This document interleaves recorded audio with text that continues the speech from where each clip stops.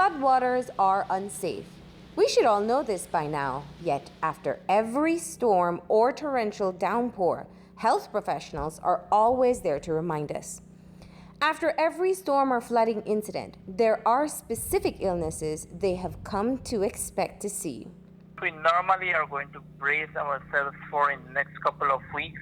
Usually, next couple of days rather, is infectious diseases primarily of the skin, gastroenteritis, and upper respiratory tract infections. Post-Earl, there are a few health hazards we should be aware of. The first is to stay out of the water. Floodwaters can have more than 100 types of disease-causing bacteria, viruses, and parasites. Think about it.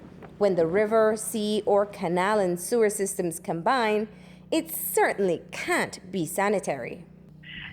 Yes, it's usually, one is to not be wading or swimming or even walking in flooded waters if it can be avoided.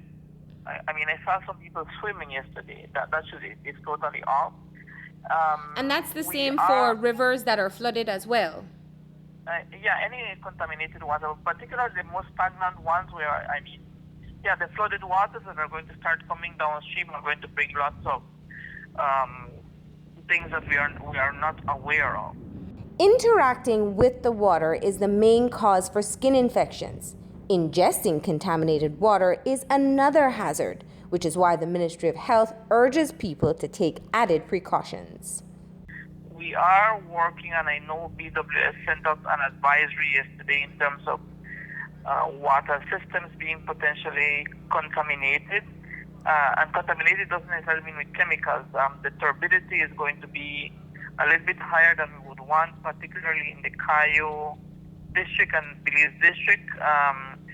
So we are working closely with them to see what advisory we're going to put.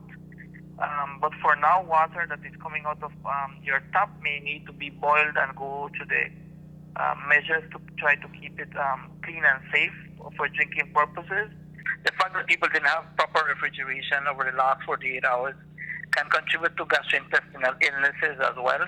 Lastly, try to clean up any stagnant water in your area, as we are reminded that dengue, chikungunya, and Zika are still very real threats.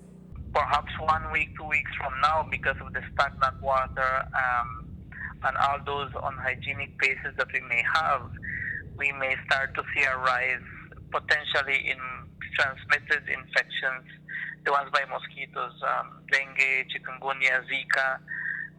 So we have to be on the alert for those kinds of situations.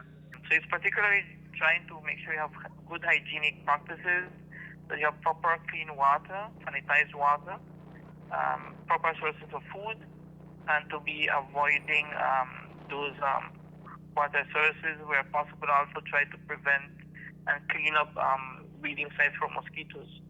Other health hazards? Check your food and groceries. If they came in contact with floodwaters, throw them away. Be careful when shopping too. Wet or rusty products may have been contaminated too.